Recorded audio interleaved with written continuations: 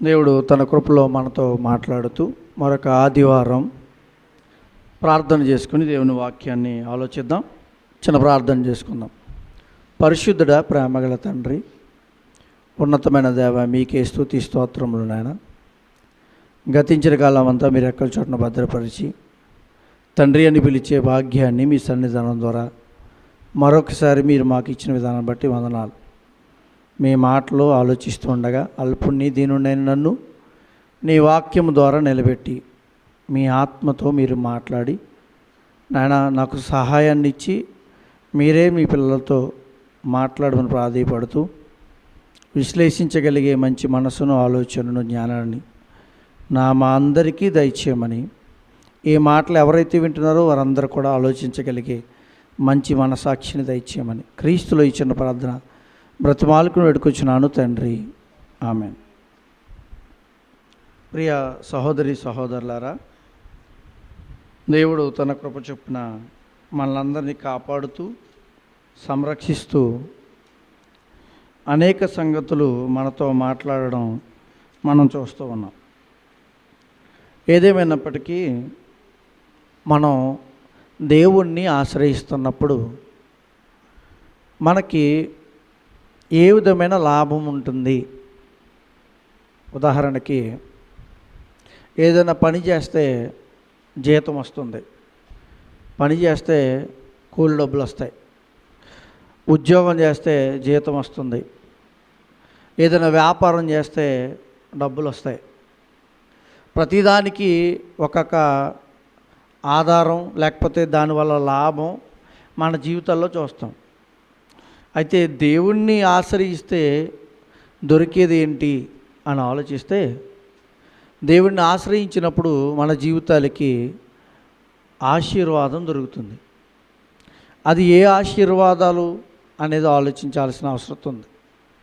ఎందుకంటే మానవ జీవితంలో బ్రతుకుతున్న మనకి ఆశలు, కోరికలు ఉండడం సహజం కదా. అలాంటప్పుడు లోకంలో ఉన్నప్పుడు మనకి ఏ విధంగానూ ఆధారాలు, ఆశ్రయాలు లేకపోతే మన జీవితానికి తగిన పరిస్థితులు ఎక్కడ కనపడకపోవచ్చు. మనం దేవుణ్ణి ఆశ్రయిస్తున్నాం కదా. లోకంలో ఉన్న వారికి మనకి ఏదైనా తేడా ఉన్నదా అంటే ఉండాల్సిన అవసరం ఉంది కదా. అది ఏ ఆశ్రయం అనేది మనం ఆలోచించగలిగితే అది దేవుని ఆశ్రయం.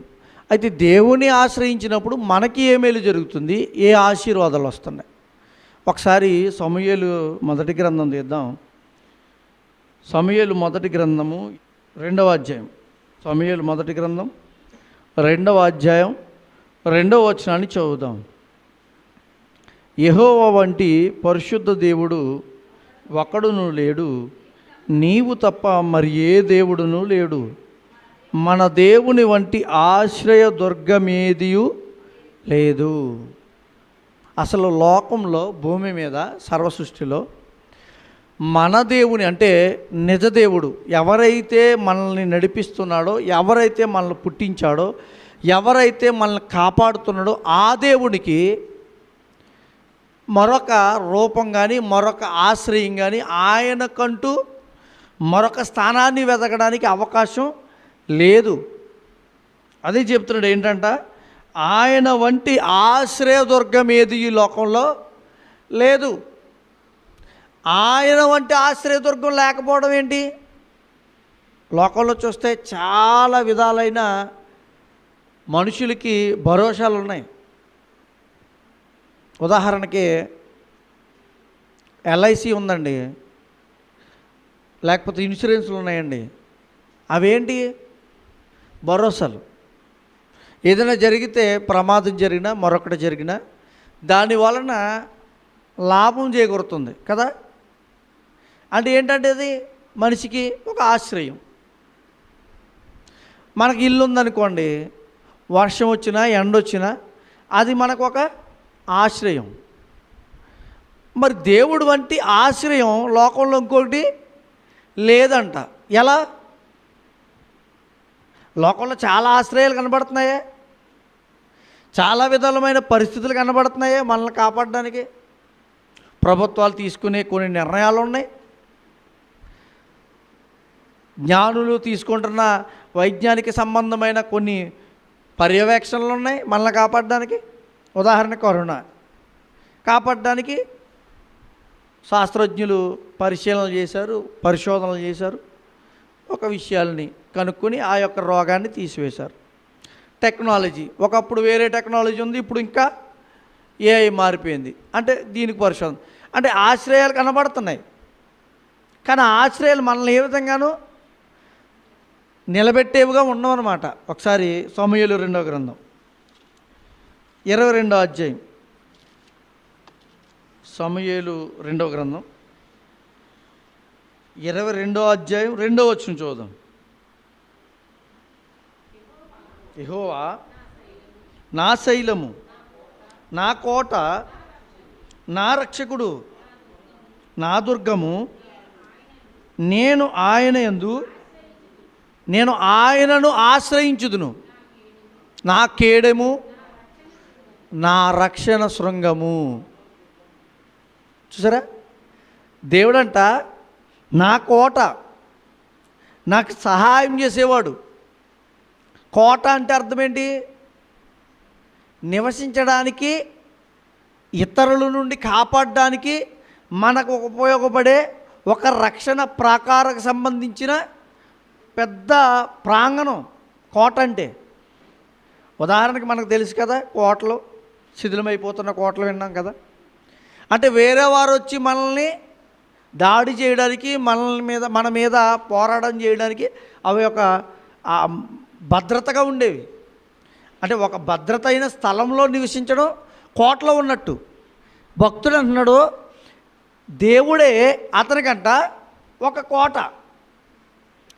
ఇప్పుడు మానవ సంబంధంగా కోటలు కడుతున్నారు, కంటికి కనబడుతున్నాయి, ఎవరు వచ్చి మనల్ని ఎవరు కూడా మనల్ని ఏమి చేయలేం కదా మధ్యలో ఉన్నవారికి అని ఉపయోగపడుతున్నాయి, బాగానే ఉంది. మరి దేవుడు కోటగా ఎలా ఉన్నాడు? దేవుడు కోటగా ఎలా ఉంటాడు అంటే ఆలోచించండి. దేవుడు కోటగా ఉంటే ఎలా ఉంటుందో తెలుసా? ఉదాహరణకి దానియేలు చేయమన్న పని చేయలేనందుకు రాజు తీసుకెళ్ళి ఎక్కడ వేశాడు? సింహాల బోన్లో వేశాడు. ఎక్కడ? సింహాల బోన్లో. దేవుడు కోట అంటే మీరు అర్థం చేసుకోవడానికి మీకు చెప్తున్నాను. సింహాలు ఎక్కడున్నాయి? బోన్లో ఉన్నాయి. ఈయన సింహాల బోన్లో, సింహాల గుహలో కూడా వేయబడ్డాడు. అవి ఎంత ఆకలితో ఉన్నాయంట? చాలా రోజుల నుంచి ఆహారం వేయలేని పరిస్థితుల్లో అవి ఉన్నాయి. అంటే మంచి ఆకలితో ఉన్నాయి. తర్వాత ఆ సైనికులు పడేసినప్పుడు ఎలా చేసినాయంట? ఎముకలతో సహా తుత్తినీలుగా పిప్పు చేసినాయంట, అంత ఆకలితో ఉన్నాయి. మరి దానియేలు పడేసినప్పుడు ఏం జరిగింది?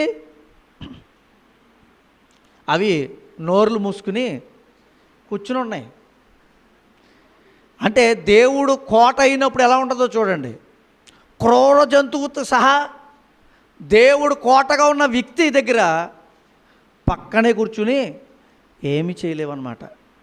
అంతేనా?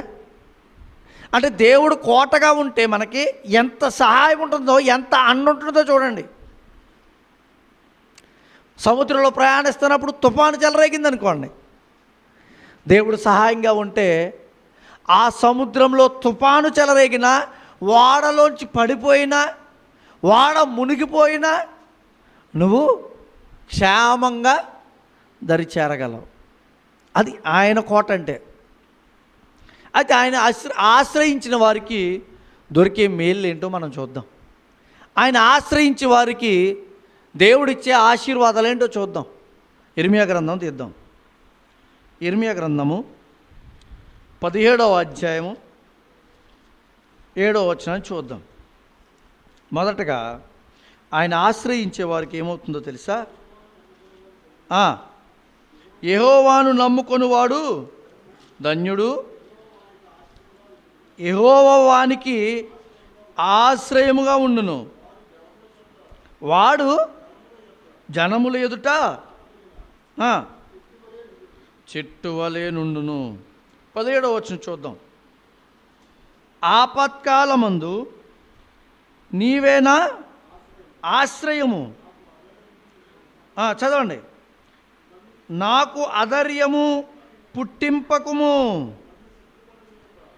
ఆపత్కాలమునందు నీవే నాకు ఆశ్రయము.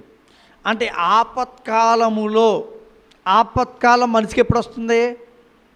ప్రమాదాలు సంభవించినప్పుడు, బాధలు వచ్చినప్పుడు, ఇబ్బందులు ఎదురైనప్పుడు. అయితే దేవుని ఆశ్రయం మనతో ఉంటే మనకి ఆశీర్వాదం ఏంటంట? నీకేంటంట? ఆపత్కాలములో ఏమంటున్నాడు? నీవే నాకు ఆశ్రయము. ఆశ్రయము అంటే సేద తీరే స్థలము.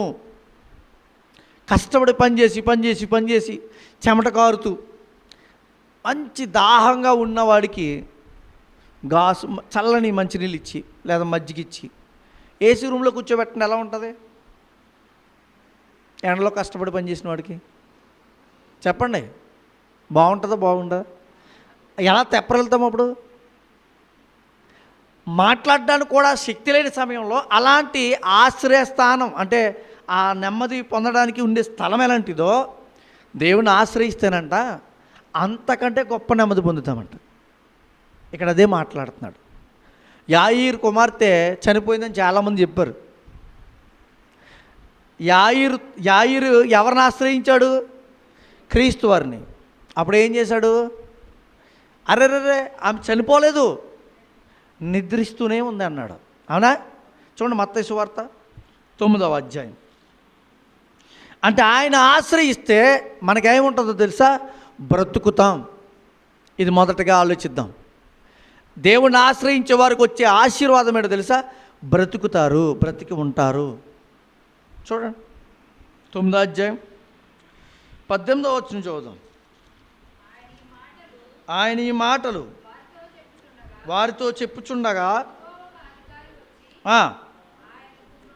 ఆయనకు మ్రొక్కి, నా కుమార్తె ఇప్పుడే చనిపోయినది, అయినను నీవు వచ్చి నీ చేయి ఆమె మీద ఉంచుము. ఇతనికి ఏ నమ్మకం ఉంది? ఇతనికి ఏ నమ్మకం ఉందో తెలుసా? అధికారికి యేసుక్రీస్తు వారు చెయ్యేస్తే నా కుమార్తె లేచి బ్రతుకుతుంది. అప్పటికే ఆయన ఏమంటున్నాడు? నా కుమార్తె చనిపోయింది. ఎవరు చెప్తున్నారు ఈ మాట? తండ్రే చెప్తున్నాడు. కానీ యేసుక్రీస్తు వారు అలా అనలే, నీ కుమార్తె చనిపోయింది నేను లేపుతాను అనలే. చూడండి ఆయన ఏమంటున్నాడు? 24వ వచనం. స్థలమియ్యుడి ఈ చిన్నది నిద్రించుచున్నదే కానీ, అంటే అర్థమేంటి? విషయం ఏంటంటే తండ్రి దృష్టిలో, మానవ సమాజమైన ఆ సమాజం దృష్టిలో ఆ బిడ్డ ఏమైపోయిందంటే అప్పటికే పిల్లల గురువులు వాయిస్తూ, ఆనాటి సమాజంలో ఉన్న కల్చర్ ఏంటంటే చనిపోయిన ఇంటి దగ్గర చేసే హంగామా, పిల్లల వాయిస్తూ డోలు వాయిస్తూ ఆ దుఃఖాన్ని ఆ విధంగా వాళ్ళు చూసుకునేవారు. అంటే వాళ్ళని ఓదార్చడానికి. ఇప్పటికీ కొన్ని ప్రాంతాల్లో ఉన్నాయి. ఇప్పుడు కూడా క్రైస్తవ సంఘాల్లో కొన్ని చర్చిల్లో కొంతమంది చనిపోయినప్పుడు అక్కడ ప్రార్థనలు పాటలు చేస్తున్నారు. సంతోషమే. యాయీరు కుమార్తె చనిపోయినప్పుడు కూడా జరుగుతుంది అదే. తండ్రికి కూడా ఏం తెలుసు? చనిపోయిందని తెలుసు. ఎవరి దృష్టిలో చనిపోయిందో తెలుసా? మానవులందరి దృష్టిలో ఆమె చనిపోయింది. కానీ ఆశ్రయించిన ఆయన, ఎవరైతే యాయీరు ఉన్నాడో ఆశ్రయించింది ఎవరినో తెలుసా? మృతులను సహితం సజీవులుగా చేయు ఆయన్ని. అంటే మనం ఆయన్ని ఆశ్రయిస్తే మనం ఏం గలమో తెలుసా? ఏం చేయగలమో తెలుసా? ఎలా ఉండగలమో తెలుసా? బ్రతకగలము. చనిపోయే స్థానానికి నువ్వు వెళ్ళిపోతున్నా, చనిపోయే పరిస్థితులకు వెళ్ళిపోయినా మనల్ని కాపాడి నిలబెట్టగలిగిన వాడు ఆయన. నేను లాస్ట్ని చెప్దాం అనుకున్నాను, సందర్భం వచ్చింది కూడా చెప్పేస్తున్నాను. మొన్న సోమవారం పని చేస్తున్నాను, ఇంటి దగ్గర షెడ్ పని చేస్తుంటే అక్కడ ఎదర పట్టి ఉంటుంది కదండి, వెనకాల పట్టిల మీద ఉంటాయి. ఎదర పట్టి మొత్తం ఇరిగిపోయింది. పైన ఉన్నాను నేను, ఒక రేకు మీద కూర్చుని ఉన్నాను. రేకు పైన వేరే రేకు ఉంది. ఆ రేకు మీద కూర్చుని పని చేస్తుంటే ఇది ఇరిగేటప్పటికి కిందకి జారిపోయి కింద పడిపోయిన తర్వాత ఇక్కడి నుంచి ఈ సట్ట నుంచి ఈ మధ్య వరకు కూడా అసలు లేచి పడిపోతున్నాను. ఏంటో పరిస్థితి తెలియట్లే. అంటే దేవుని యందు మనం ఉన్నప్పుడు మనల్ని కాపాడగలిగే శక్తి ఎవరికి ఉందో తెలుసా? దేవునికి ఉంది. నాకు తెలీదు, ఇక్కడ చేయి కట్ అయిపోయింది రేకు. నేనే బాధపడుతున్నానంటే ఈ నడుము గురించే. వెన్నుపూస ఏమన్నా కాలుకి సట్టగా ఏం తగిలిందేమో, ఏమైనా ఇరిగిందేమో అని లేగలేకపోతున్నాను, నుంచోలేకపోతున్నాను.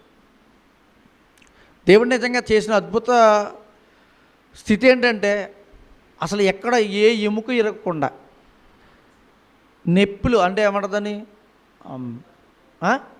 కౌకు దెబ్బలు, ఆ దెబ్బలతో నిలబెట్టి ఇక్కడ చేయి కట్టైనా 7 కుట్లు పడ్డాయండి. మళ్ళీ ఆయన సన్నిధానానికి ఈరోజు ఇలా నిలబెట్టి మాట్లాడిస్తున్నాడంటే ఆయన ఆశ్రయం ఎంత గొప్పదో చూడండి. అది నేను చెప్పేది ఏంటంటే, నేను మాట్లాడేది ఏంటంటే, నన్నే కాదు అందరినీ కాపాడగలడు. మనం ఆయన్ని ఆశ్రయిస్తే చచ్చిపోయే స్థానానికి వెళ్ళిపోయే వాడిని ఏం చేయగలడు? మళ్ళీ తీసి బ్రతికించగలడు. అది పాయింట్. ఆయన ఆశ్రయించే వాడికి బ్రతకగలిగే స్థితి ఈ లోకంలో ఇచ్చేవాడు. ఇది ఇంతకంటే ఆశీర్వాదం ఏం కావాలండి బ్రతకడం కంటే? చెప్పండి. బ్రతకడం కంటే ఆశీర్వాదం ఇంకేం కావాలి? ముసలు బాగా ఎక్కువ వృద్ధ వయస్కుల దగ్గరికి వెళ్ళి చూడండి, వాళ్ళు చూస్తే మీకు ఎలా ఉంటుందో తెలియదు, కానీ నాకైతే సంతోషం ఉంటుంది. ఎందుకు ఉంటుంది సంతోషం? ఇన్ని సంవత్సరాలు ఈ భూమి మీద ఉన్న మనుషులను, ఈ భూమి మీద ఉన్న కార్యక్రమాలను, ఈ భూమి మీద ఉన్న పరిస్థితులను ఏం చేశారు వాళ్ళు? ఎంత సంతోషం కదా. అంటే అర్థమేంటి? వారి జీవితకాలం దేవుడిచ్చాడు.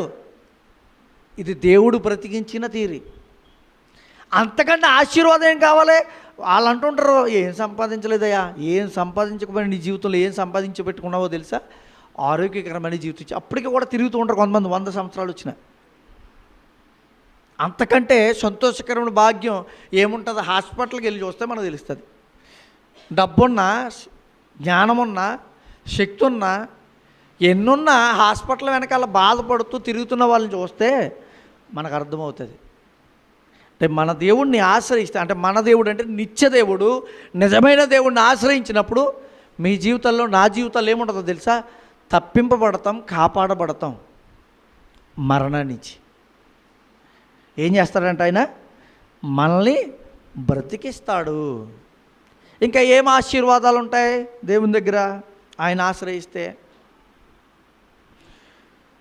ఆశ్రయిస్తే ఏ ఆశీర్వాదాలు ఉంటాయి? కీర్తనల గ్రంథం 5వ అధ్యాయం, కీర్తనల గ్రంథం 5వ అధ్యాయం 11వ వచనం చూద్దాం. నిన్ను ఆశ్రయించు వారందరూ సంతోషించుదురు. చూసారా ఏముంటుందంటే దేవుణ్ణి ఆశ్రయిస్తే? భక్తుడు మాట్లాడుతున్నాడు, నిన్ను ఆశ్రయిస్తే నాకేముంటుందో తెలుసా? సంతోషం. డబ్బు ఉందండి, సంతోషం ఉండదా? ఐశ్వర్యం ఉందండి, సంతోషం ఉండదా? మంచి ఉద్యోగం ఉండదండి, సంతోషం ఉండదా? మంచి వ్యాపారం ఉందండి, సంతోషం ఉండదా? చెప్పండి. పెద్ద అధికారం ఉందండి, సంతోషం ఉండదా? వీటన్నిటిలో అనిపిస్తుంది సంతోషం ఉన్నదని, కానీ అది నిజమైన సంతృప్తినిచ్చే సంతోషం కాదు. మరి ఎక్కడుంది? ఆయనలో ఉంది. నిన్ను ఆశ్రయించే వారికి ఏముందంట? ఆనందం, సంతోషం ఉందంట. చూద్దాం.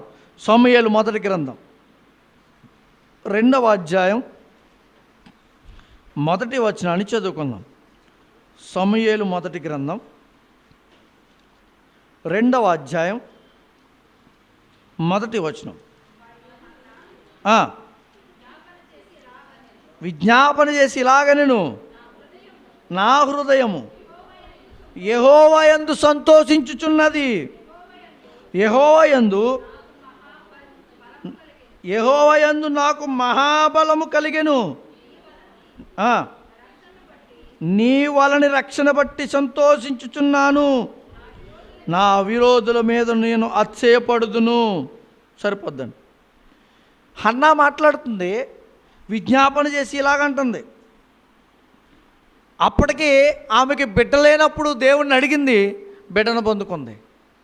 అప్పుడు అంటుంది ఏమని, నేను ఎలా ఉన్నానో తెలుసా, యెహోవా యందు సంతోషిస్తున్నాను. అంటే అడిగిన దానిని పొందుకున్న ఆ వ్యక్తికి వచ్చేదేంటో తెలుసా, సంతోషం. ఎవరిస్తారండి? అడిగినది ఎవరిస్తారు? అసలు లోకంలో చాలామంది ఇవ్వగలిగే స్థానాల్లో ఉన్నారు. ఏమిటంటే అవి ఇహ సంబంధమైన పరిస్థితులు, కార్యక్రమాలు, పనులే. అవి ఎంత మాత్రం మనల్ని సంతృప్తికరంగా నిలబెట్టలేవు. ఇక్కడ హన్నా ప్రార్థన చేస్తుంది, హన్నా చెబుతుందంటే ఆమెకున్న సంతోషం ఎలాంటిదో తెలుసా, సంతృప్తికరమైన సంతోషం. ఈ సంతోషంలో ఆమె అంటుంది, నువ్వు నాకు బిడ్డనిచ్చావు నాయనా, అందును బట్టి నేను సంతోషిస్తున్నాను. ఎంత సంతోషం అంటే పట్టరానంత సంతోషం. దేవునిలో పొందుకున్న వాడికి, దేవుని ద్వారా పొందుకున్న వాడికి ఏముంటుందంట, సంతోషం. ఎప్పుడంటే ఆయన్ని ఆశ్రయిస్తే. ఆయన్ని ఆశ్రయిస్తే మనకొచ్చేది బ్రతికే స్థానం వస్తుంది. రెండవది సంతోషించే స్థితి ఆయనలో. మూడవదిగా చూస్తాం, దినవృత్తాంతముల 2వ గ్రంథం 14వ అధ్యాయం. దినవృత్తాంతముల 2వ గ్రంథం 14వ అధ్యాయం 6వ వచనాన్ని చదువుకుందాం. ఆ సంవత్సరములలో అతనికి యుద్ధములు లేక దేశములో నెమ్మది కలుగు ఉండెను. ఇక్కడ ఎంత, ఒక వ్యక్తి, ఒక రాజు ఆస పరిపాలన చేస్తున్నాడు. ఆ కాలంలో నెమ్మది కలిగిందంట. అంతకుముందున్న రాజుల కాలంలో నెమ్మది లేదు.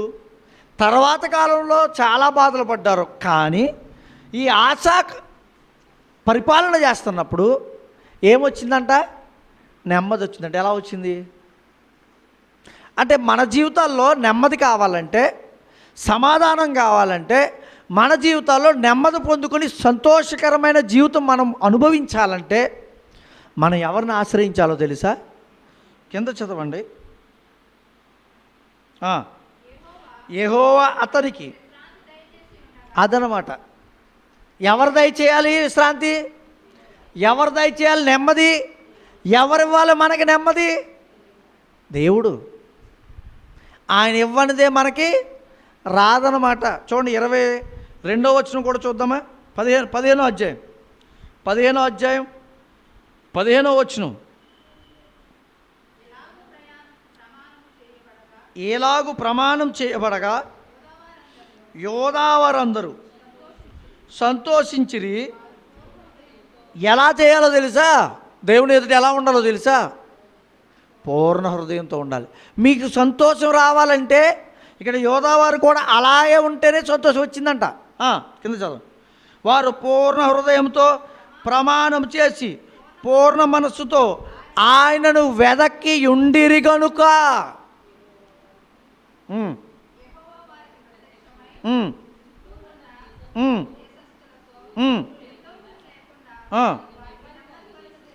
అది ఇప్పుడు ఈ మాట ఎవరికి వెళ్ళాలంటారు? మనకేమైనా యుద్ధాలు చేస్తున్నాం మనం? ఉదాహరణకి ప్రస్తుతానికి యుద్ధాలు ఎక్కడ జరుగుతున్నాయి? America, Iran, Israel. అంటే వాళ్ళకి ఈ పదం ఎలా ఉంటుందంటారు? ఈ పదం ఒకవేళ యుద్ధం ఆగిపోవాలంటే నువ్వేం చేయాలో తెలుసా? వాళ్ళు ఏం చేయాలి? దేవుణ్ణి ఆశ్రయించాలి. దేవుణ్ణి ఆశ్రయిస్తే వాళ్ళకి ఏమొస్తుంది? యుద్ధం లేకుండా నెమ్మది వస్తుందంట. నిజమే కదండి. గల్ఫ్ దేశాలు వెళ్ళాలన్నా, రావాలన్నా, ప్రయాణాలు చేయాలన్నా, ప్రయాణాలు మనంతెందుకు, మన గ్యాసు, పెట్రోలు, ఇంకేది చూసినా పెరిగిపోతూనే ఉన్నాయి. ఎందుకని? ఒక విధంగా యుద్ధాలు కారణం. అంటే ఆలోచించండి, అంటే ప్రతి మనిషి మీద ఒక ఎంతో కొంత భారం మోపబడుతుంది. ఏమి లేదో తెలుసు, దాని ద్వారా నెమ్మది లేదు. ఇప్పుడు ఆ దేశాల్లో అయితే యుద్ధం జరుగుతుందండి, మనకేముంది? మనం బాగానే ఉన్నాం కదా, పోన్లే పోతే పోతుంది. ఒక 50 రూపాయలు పెంచారండి, 10 రూపాయలు పెట్రోల్ పెంచారండి, ఏమైందిలేండి, మనం అంత మాట పెట్రోల్ తాగి బ్రతుకుతామా అని అనుకోవచ్చు. మనకేమున్న యుద్ధాలు అని అనుకుంటే మనం కూడా యుద్ధాల్లోనే ఉన్నాం. ఏ యుద్ధాలు? ఆత్మీయ యుద్ధం. ఎవరితో పోరాడుతున్నాం? కత్తిలు ఏమన్నా మీ దగ్గర? గన్లు ఏమైనా పట్టుకొచ్చారా? కాదు. ఈ యుద్ధం ఎలాంటిదంటే ఆత్మ సంబంధమైన పోరాటం. మీకు చెప్పారు కదా మొత్తం ముందు ఒకసారి. మనం చేసే యుద్ధం ఏంటంటే ఆత్మ సంబంధమైన పోరాటం. దాంట్లో సహాయం ఎవరు చేయాలి మనకి? లేదంటే మనశ్శాంతి ఉండదండి మనకి. పాపభీతితో చాలామంది పాపముతో బాధపడుతూ, అంటే పాపము చేసి బాధపడుతూ మరణానికి వెళ్ళిపోయిన ఎంతోమంది ఉన్నారు. ఈరోజు పాపభీతి నుండి మనల్ని విడిపించాడు కాబట్టి మనం సంతోషంగా ఉన్నాం, నెమ్మదిగా కూర్చున్నాను. నిజంగా మనం చేసిన తప్పు, పాపము, తప్పిదము మన మీద అధికారం చెలాయిస్తే ఎలా ఉంటారో తెలుసు మీరు? మీ మనసు మెల్ల కుదురుగా కూర్చొనేవదు. అయ్యో ఆ మాట అనేసాను, అయ్యో ఆ తప్పు చేశాను, అయ్యో ఇలాంటి పని చేశాను, నాకేమవుతుందో, నేనేమవుతాను, ఇలాంటివి ఉంటాయా? కానీ అవన్నీ పోయినాయి అంటే అర్థం ఏంటో తెలుసా? నెమ్మది వచ్చింది. ఎలాగా? నిజంగా చాలామందికి తెలియదు ఇది. దేవుణ్ణి ఆశ్రయిస్తే నెమ్మది వస్తుందని తెలీదు. అందుకే దేవుని దగ్గర రావడానికి వెనకాడుతున్నారు. ఆశీర్వాదాలు వస్తాయి. ఏ ఆశీర్వాదాలు? ఇంతకంటే గొప్ప ఆశీర్వాదం ఏంటి? డబ్బు ఒకటేనా నీకు ఆశీర్వాదం? చెప్పండి. నెమ్మది కంటే మించిన ఆశీర్వాదం ఉందా? ఒక ప్రసంగులు అంటాడు కదా, దేవుని చిత్తంతో ఆహారం తిని సుఖముగా నిద్రపోవడం కూడా ఒక ఆశీర్వాదం అంటాడు. నిజమే కదా? నిజమే కదండి. అన్నం తిన్నాం, అరగొద్దా? కడుపు నిండా తిన్నామనుకోండి, అరగలేదనుకోండి, పరిస్థితి ఏంటి మనది? ఎంత బాధ! ఎన్ని తిప్పలు పడతాం, ఎన్ని ట్యాబ్లెట్లు వేసుకోవాలి, ఏ డాక్టర్ దగ్గరికి వెళ్ళాలి, ఒకవేళ పేగు ఒరిసిపోద్దేమో, ఇంకోటి అయిపోద్దేమో, ఏదో అయిపోద్దేమో. తాగేస్తున్నాం డ్రింకులు, తాగేస్తున్నాం. డాక్టర్లు ఏమన్నారు? డ్రింకులు తాగొద్దు అంటున్నారు. ఆ డ్రింకుల వల్ల వచ్చే నష్టాలు పాడైపోతాయి, పేగులు పాడైపోతాయి, షుగర్ వచ్చేద్ది. నిజంగా మరి అయినా కూడా మనం ఇలా ఉన్నామంటే నా బాడీ అంత గట్టిదండి అంటామా? అదంటారా? మన బాడీని బట్టి, మనకున్న పరిస్థితిని బట్టి నేను ఎక్సర్సైజ్ చేసేస్తానండి, లేకపోతే అది చేసేస్తానండి, దాని కాబట్టి ఇలాగ నా బాడీ తట్టుకుంటుందండి అన్నింటికి. ఈ మాటలా? కారణం ఏంటో చెప్పనా? దేవుడు. అంతకు మించుకోవడం లేదు. ఆయన ఇస్తున్నాడు అవకాశం. ఎందుకంటే మనం ఆశ్రయించగలిగితే ఆ మేలును పొందుకుంటాం, ఆ ఆశీర్వాదాలను పొందుకుంటున్నాం. కానీ పొందుకున్నా కూడా కొంతమందికి ఏం చేయట్లేదు, ఈ ఆశీర్వాదాలు నా జీవితంలో ఉన్నాయని తెలుసుకోవట్లే. మరొక మాట కూడా చూద్దాం. దేవుని ఆశ్రయిస్తే ఏం జరుగుతుందో తెలుసా? దినవృత్తాంతంలో 2వ గ్రంథం 13వ అధ్యాయం 18వ వచనం చూద్దాం. నేను ముగించేస్తాను ఇంకా. దినవృత్తాంతం 2వ గ్రంథం 13వ అధ్యాయం 18వ వచనం. ఈ ప్రకారము ఇశ్రాయేలు వారు ఆ కాలమందు తగ్గింపబడిరి కానీ యోధా వారు తమ పితరుల దేవుడైన యెహోవాను ఆశ్రయించినందున హేతువ చేత జయముందిరి. దేవుణ్ణి ఆశ్రయించే వారికి ఏముంటుందో తెలుసా? జయము, విజయము. ఇది ఎలా వస్తుంది? లోకంలో చాలా సందర్భాల్లో గెలుపొందలేని స్థితిల్లో చాలామంది పాడైపోయి తమ జీవితాలను ముగించుకున్న వ్యక్తులు మనం చూడలేదా? ఆఖరికి పరీక్షలు రాసే పాస్ అవ్వకపోతే చనిపోయిన వాళ్ళు ఉన్నారు. అంటే ఇంత పరిస్థితుల్ని చూపిస్తున్న ఈ లోకంలో ఒకవేళ నువ్వు దేవుణ్ణి ఆశ్రయిస్తే నీ జీవితంలో ఏమొస్తుందో తెలుసా? జయం వస్తుంది. వాళ్ళు యుద్ధంలో పోరాటంలో గెలిచారు, నువ్వు ఆత్మీయ పోరాటంలో గెలవగలవు. ఓడిపోతున్నాం కదా, ఓడిపోవట్లేదా? మాటల్లోనో తలంపుల్లోనో ఏదో చిన్న చిన్న కార్యక్రమాల్లోనో దేవుని ఎదురు ఏం వేస్తున్నాం మనం? సాతాను యుద్ధం చేస్తుంది, ఏం కాదులే వెళ్ళిపోతున్నాం అంటే ఓడిపోతున్నాం. మళ్ళీ దేవుడు తన వాక్యం ఏం చేస్తున్నాడు? జయాన్ని ఇస్తున్నాడు, లాక్కొస్తున్నాడు. అంటే నేను ఓడిపోతున్నాను లాక్కొస్తాడు, ఓడిపోతున్నాను లాక్కొస్తాడు అని అనుకోకండి. ఓడిపోవడం నీ దృష్టిలో నువ్వు అనుకుంటున్నది సింపుల్గా అనుకుంటున్నావేమో, దేవుడు మాత్రం చాలా శక్తిని ఉపయోగించి నేను లాక్కొస్తున్నాడు. ఏదో జరుగుతుంటాయండి అనే విధంగా మనం అనుకుంటున్నాం. లేదు, కాదు. నీ తప్పుదాన్ని క్షమించి నేను లాక్కొస్తున్నాడంటే నీ మీద ఉన్న ప్రేమ ఎంత గొప్పదో ఆలోచించండి. మన మీద ఉన్న ఎంత కృప ఎంత గొప్పదో ఆలోచించండి. అది ఎలా వచ్చిందో తెలుసా? మనం ఆశ్రయించాం కాబట్టి. ఆశ్రయించకపోతే నేను రానండి, నేను మానలేకపోతున్నాను, నేను చేయలేకపోతున్నాను, నేను దేవుడు సన్నిధానం రాను, దేవుడు వద్దులో కన్నావా, నువ్వేమైపోతావు తెలుసా? నాశనానికి వెళ్ళిపోతావు, నరక పాత్రునిగా చేయబడిపోతావు. కారణం ఎవరంటే నీవే. ఏంటంటే కారణం, నువ్వు దేవుని ఆశ్రయించనందున నీకు వచ్చే జీతం ఏంటో తెలుసా? నీకు వచ్చే పర్యవసానం ఏంటో తెలుసా? నీకు వచ్చే కలవరి స్థితి ఏంటో తెలుసా? నరకం. ఆశ్రయిస్తే ఎన్నో ఆశీర్వాదాలు ఇంకా చాలా ఉన్నాయి. ఆయన ఆశ్రయించే వారికి దేవుడు ఒక కోటగా ఉంటాడంట. ఆశ్రయదుర్గం, ఒక ప్రాకారంలో గల ఇంట్లో, లేకపోతే ప్రాకారం గల కోటలు, బలమైన కోటలు. మీకు కోట గురించి చెప్పారు కదా, ప్రాకారము ఆ గోడ ఎంత వెడల్పుంటుందో, 2 ఎడ్ల బండ్లు లేకపోతే 2 లారీలు అటు ఇటు వెళ్ళిపోతాయి, అంత ప్రాకారం వెడల్పు. దాన్ని పడగొట్టక ఎన్ని రోజులు పడుతుంది? అలాంటి బలమైన కోటను కట్టిన రోజులు లోకంలో ఉన్నారు. కానీ అంతకంటే బలమైన కోట నీవు ఆశ్రయిస్తున్నా, మనం ఆశ్రయిస్తున్న దేవుడు మనకేం చేయగలనండి? ఆయన ఆశ్రయిస్తే మనం బ్రతుకుతాం. రెండవదిగా సంతోషం ఉంటుంది దేవుని ఆశ్రయిస్తే. మూడవదిగా నెమ్మది దొరుకుతుంది. ఆఖరికి 4వది ఏంటంట? ఆయన ఆశ్రయిస్తే జయం పొందుకుంటాం. మనం చేసే ప్రతి ప్రయత్నాల్లో, మనం బ్రతుకుతున్న ప్రతి జీవితంలో ప్రతి విషయాల్లో కూడా జయం అవసరం. నష్టపోయి పాడైపోయి వెనకబడిపోతే మనం అశాంతితో, మన జీవితంలో తృప్తితో బ్రతకలేం, అశాంతితో ఉండిపోతాం. ఆ జీవితం దేవునికి ఇష్టం లేదు కాబట్టి అంటున్నాడు, మీకేమి ఇస్తాడంట? ఆయన ఆశ్రయిస్తే జయాన్ని ఇస్తాడు. అలాంటి ఆయన మన జీవితాల్లో ఉన్నాడు.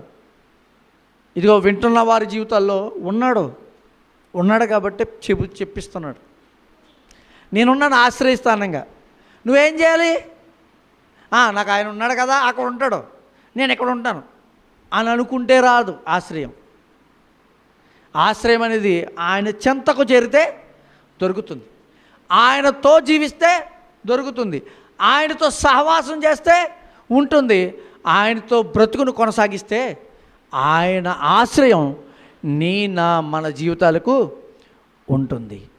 అలాంటి ఆశ్రయాన్ని పొందుకున్న మనం జాగ్రత్తగా మన జీవితాల్లో ఆయనతో బ్రతికితే మరింతగా అభివృద్ధి చెందగలం, మరింతగా కాపాడగలం, మరింతగా మనల్ని నడిపిస్తాడు.